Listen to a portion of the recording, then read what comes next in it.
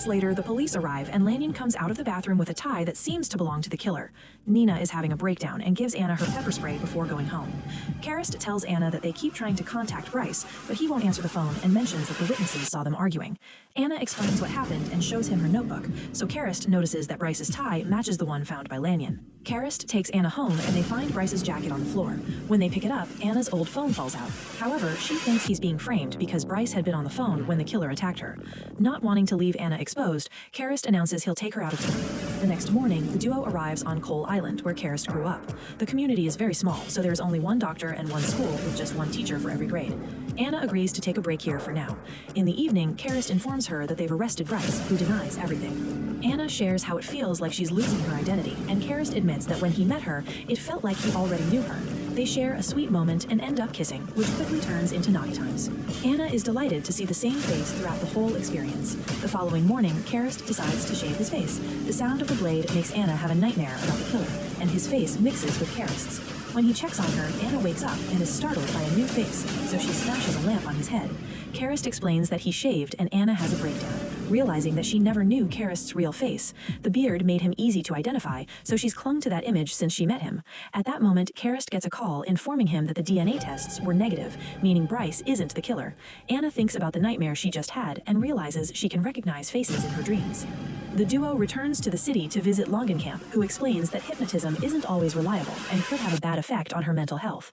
However, Anna wants to do it anyway because she believes the answer is in her dreams.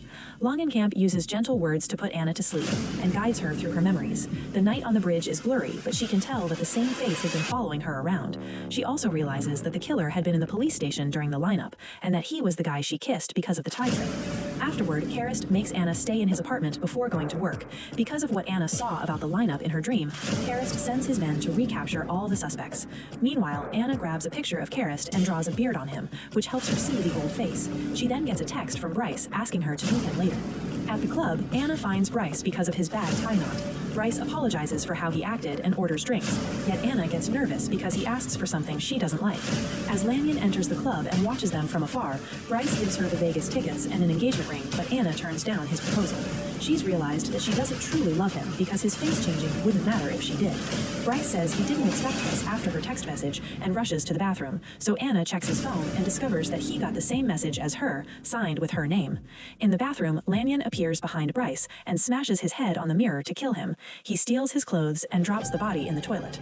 At the table, Anna tries to call Karist, but he left his phone in the car. When Lanyon returns wearing Bryce's clothes, Anna doesn't recognize him and tells him they must leave because they've been set up.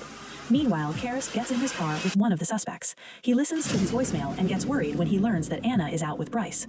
At that moment, the suspect complains about the last lineup because Lanyon had been very rude to him. Karist starts thinking about his friend and finally puts the clues together, realizing he was the culprit all along. He's been tampering with the evidence and using Nikki as a smokescreen. Outside the club, Anna walks with Lanyon and finally notices that his tie knot is perfect. She pretends she's about to kiss him and pepper sprays his face before running away. Lanyon starts chasing her, and as they run down the street, Karist sees them and leaves the car to join them. At the corner, Anna freezes when some youngsters rollerblade around her.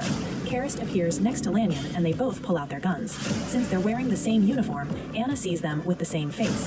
The rollerbladers bump into one of the cops and make him drop his gun, so Anna picks it up. The armed cop headbutts the unarmed cop to bring him down, only to then pull out a blade that confirms he's Lanyon. As soon as she gets an opening, Anna runs to the bridge. She can see that the guys came for her, but she still can't identify them, so she climbs over the railing and starts walking on the edge. Karist yells to ask her to stay hidden, and Lanyon tries to shoot him. The noise startles Anna, and she almost falls. While ranting about Nikki and Anna, Lanyon moves fast and finally finds her. Anna desperately holds on to avoid falling and tries to shoot him, but the gun has the safety on. Lanyon hides again before she can fix it. Then Anna returns to the bridge. Karist tries to approach her, so she shoots at the ground to keep him away. He mentions Coal Island, however, anyone could know where Karist comes from. Suddenly, another Karist appears, and Anna realizes he's the real one because of the blood from the headbutt. Lanyon tries to attack her, but Karist warns her and she shoots him just in time. When Karist tries to take his gun, Lanyon drags him behind the construction materials and they start to fight. Anna can't see them well and doesn't know who to shoot. Eventually, a gun goes off and one of the men drops dead.